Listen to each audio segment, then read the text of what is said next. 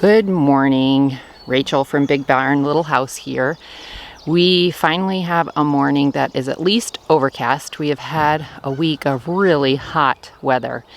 So I wanted to bring the camera out and show you what we have going on.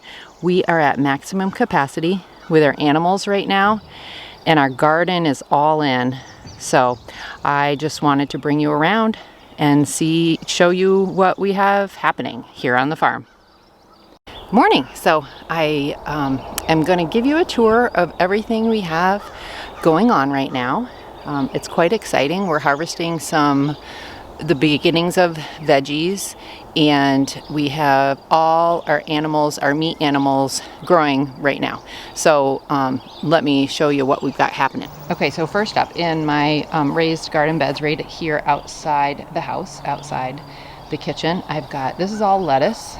It's like my second planting of lettuce. I think I've got a few basil plants there on the end, and this is all herbs with a couple of lettuce heads that I just put there. Oh, and one Brussels sprouts, so I just needed to pop them somewhere. These are looking great. I've already taken from them. And then this is a big lettuce bed that we're harvesting a lot from right now. It's going great. So walking by the rhododendron, that was awesome a couple weeks ago. Got my peony bed, again, that was awesome a few weeks ago. Got some tulips in there. I just got to clean up this area, but pretty soon this Rose of Sharon is going to be looking great. So I'm looking forward to that. Okay, so right out here behind the house, we have our feed shed. So we just got our second shipment of meat birds here. So this is our big brooder box. It's an old cabinet box that one of our neighbors gave us. We have a hover brooder in there and a light. Believe it or not, even when it's hot out, these little guys do need some heat. You can tell they're huddling there under the light. So if they were too hot, they would be huddling over here in the corner. So they're not. These guys are super young. A little bit later on, I'm going to show you what they will look like in about 6 weeks. So we walk through the other end here, and we just put in this big pumpkin patch last weekend. It might take a couple of years to work on that. The soil was pretty tough and pretty grassy, so that hay will help it for a few years kind of soften up, and we might tarp it next year to help break down some of that green matter. These raspberry bushes we put in 4 years ago, and they are going nuts. They love it here. So those will be producing here sometime soon. We'll get tons of raspberries. Oh, I see some red down there. So we'll start checking this pretty soon, but the bulk of it won't come in for a while. So we have about 10 acres of pasture here. So up there, you can't see it. It's not all mowed, but behind that, the guys have come to hay it. They got their first cut in, and every year the amount of hay that they're able to get from our farm is more and more, because as you cut it more and more and amend it more and more, it just gets better and better. Over here on the north side of the house, we have some red currant bushes. These were well established when we moved in, so we enjoy harvesting these. I use them for different things. Primarily, I add them to our cranberry sauce on Thanksgiving, but also for our elderberry syrup. I add it to the elderberry syrup that I make. So here's the big garden. I was just out there a little while ago. I'll show you what I did.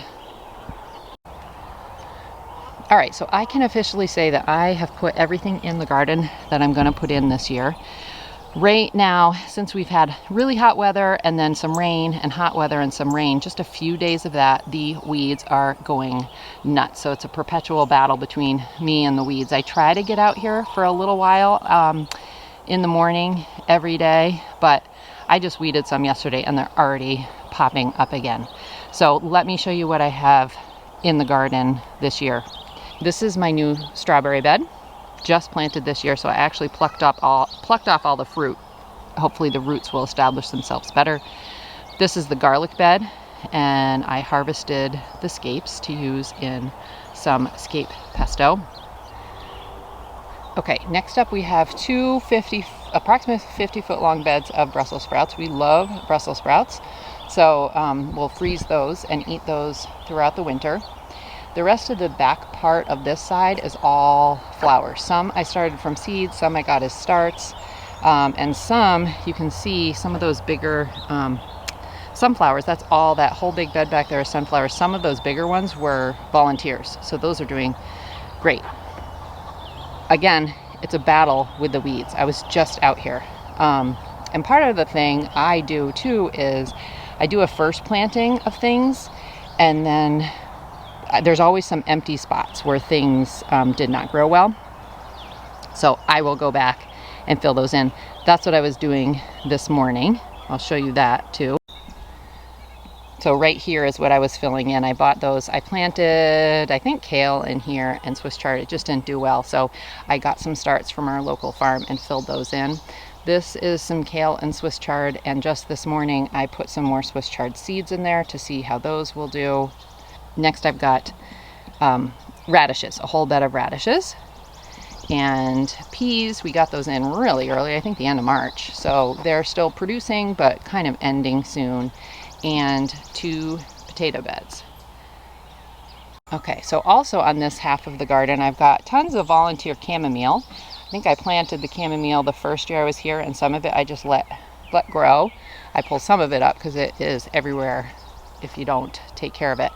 Those are my elderberry bushes, and they are looking better and better every year. I planted those 4 years ago. They were just little kind of sticks of start, so they're doing great. Now these 2 beds closest to the elderberries are asparagus that I planted last year. So we are just letting that go for a couple of years before we start harvesting it. And right next to it is basil. I bought those as starts as well. Way down at the end is some celery. We'll see how that does. It takes a long time to grow, so we'll see if we're successful, but it's just a little part and it's kind of fun to try. Okay, so down here at the end, I have a rhubarb plant that's doing great. I already took a big harvest from it, and I'm going to come out here and do it again. That used to be up by the house, so I moved it down here to be in the garden. That back corner is really weedy. I need to come out here with a weed whacker, and probably will cardboard it and put wood chips over the pathways. So this bed next to the asparagus back here is artichokes and eggplant, just for fun. I bought those as starts because I needed to fill in a bed, and so we'll see how those do. This next one is carrots. Carrots are it's just this battle with the weeds right now. I don't know, every year I'm still learning. I'm sure I'll do something different next year, but we'll see how many carrots come up. But I'll just keep letting them go. They're really hard to weed because I don't want to get the carrots. And I don't know, I'll come out here for another day and just dedicate like an hour or so to this bed alone. These are my onions. Those I started from seed. Again, I got to keep battling the weeds there, but they are looking great, actually. I did amend those with bone meal, I think. So I'll keep doing that. Oh, and I will keep amending the Brussels sprouts back where I showed you before. Those are heavy feeders, so I'm going to come out here soon and give them some fish emulsion. Okay, here's more of those kale starts that I bought that I'm just filling in some spots that didn't grow. There's some zucchini down there that are coming up. This next bed are cucumbers. We actually just do silver slicer cucumbers, so we love eating those fresh, and actually I make pickles out of them too if we want, but mostly they just get eaten fresh. And then 2 rows of string beans there. We eat those fresh, but I will also freeze those. I feel like I never grow enough string beans. So that is the garden. And, I'll just keep coming out here every day to do some weeding. Let's go see the animals. Okay, right out here next to the garden are our pet goats. These guys are really antsy today. I don't know what's going on. I don't know if they're just finally feeling energetic, because it's not god-awful hot and sunny, but it's really muggy. So anyways, they're just fun pets. They keep us busy and are just fun animals, huh guys?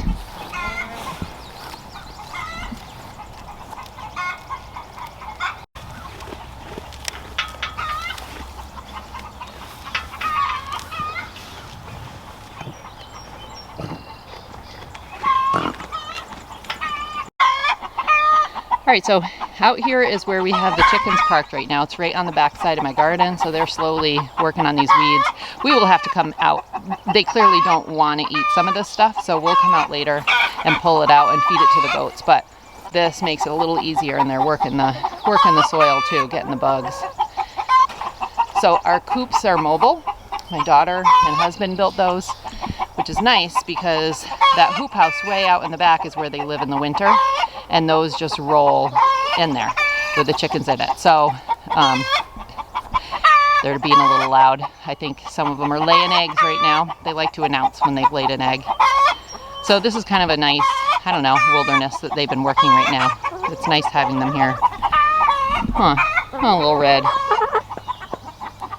So this is the spot that those chickens were just a few weeks ago, and it's actually quite amazing how quickly the grass comes back. You can see the grass already starting. So this will probably be the greenest part of our grass after it grows back, because they just worked it well. They are constantly tilling it and they're constantly fertilizing it.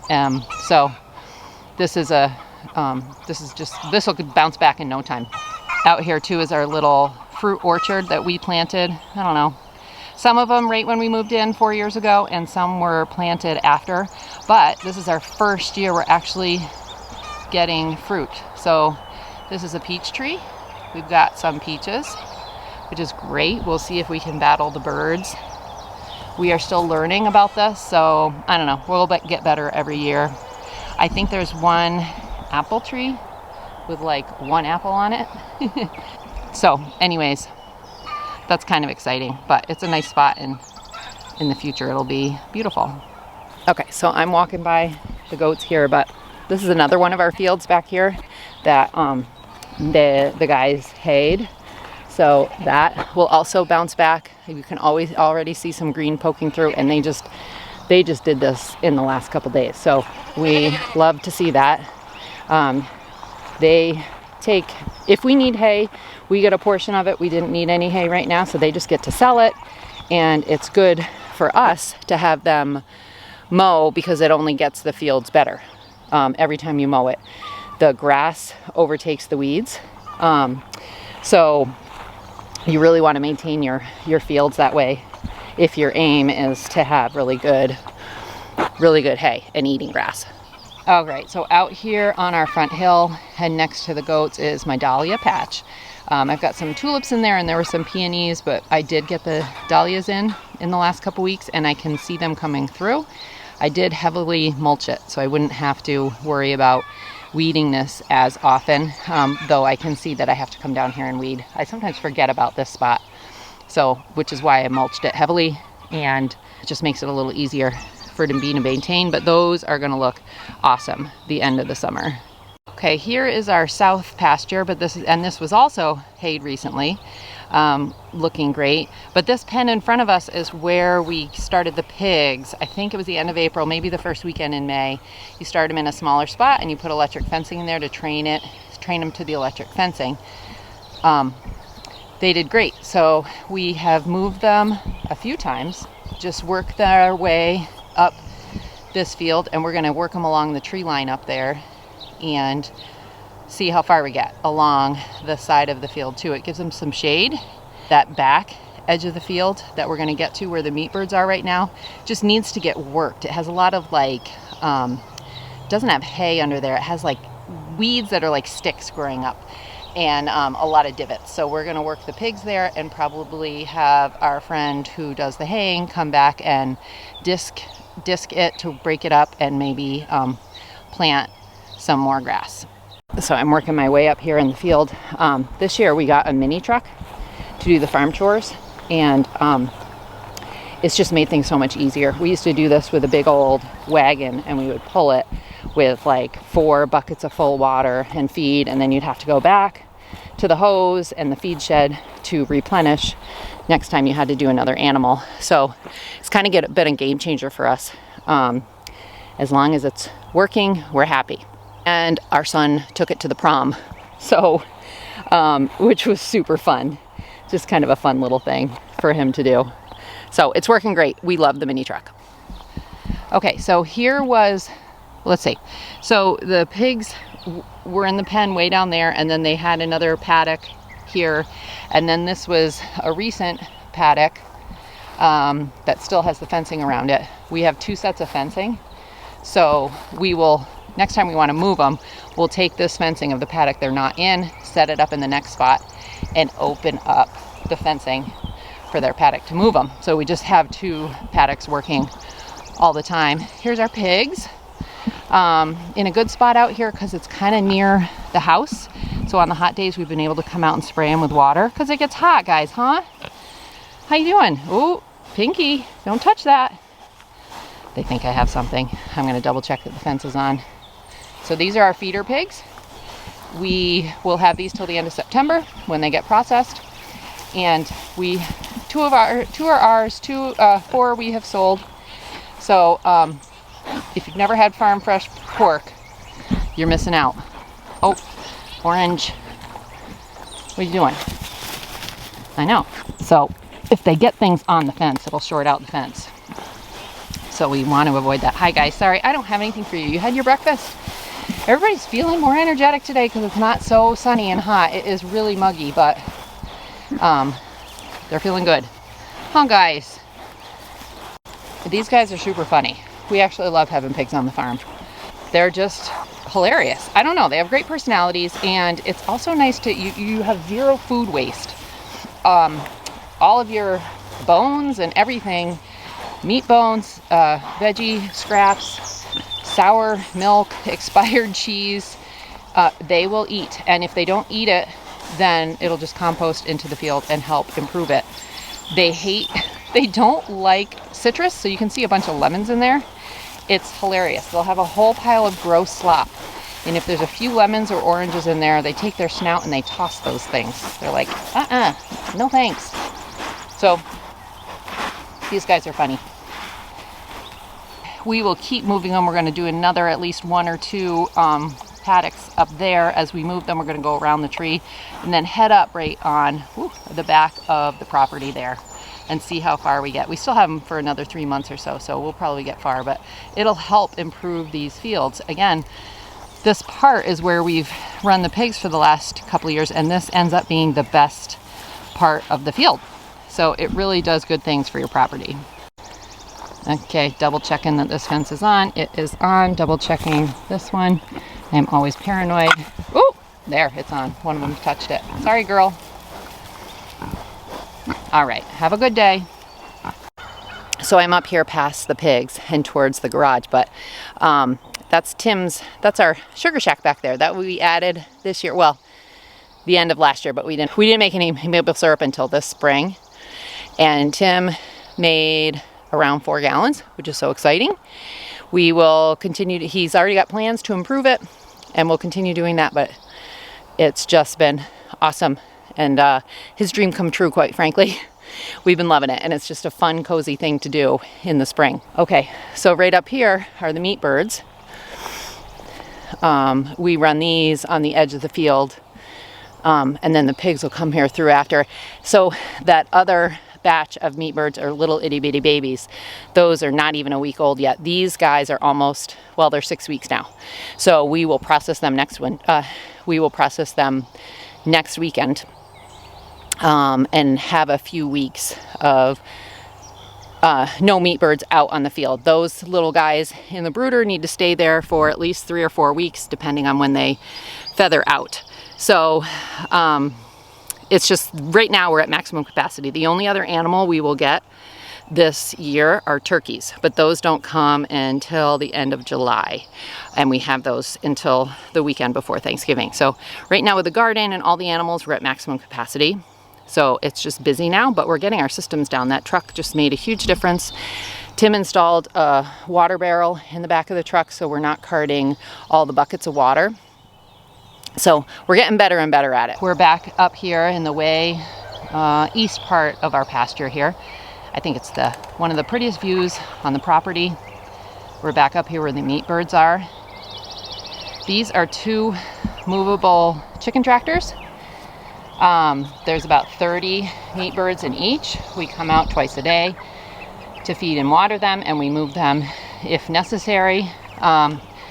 I mean, sadly these guys are they get really big really fast. So not everyone likes to do this because they just get really big really fast. We actually like doing it, and the end product is wonderful. We process these ourselves. We're going to try them at 7 weeks this year. We've always done them at 8 weeks, but 8 weeks they got really big. We're going to try them at 7. We'll see. If the next batch is not big enough to our liking, we'll extend it another week. But one other nice thing about butchering them ourselves is we invite friends who also do their own chickens, and it's just, I don't know, it's just a nice time of fellowship, and you're sort of learning these old skills, which we enjoy. It's hard work, but it's worth it to know where our meat is coming from.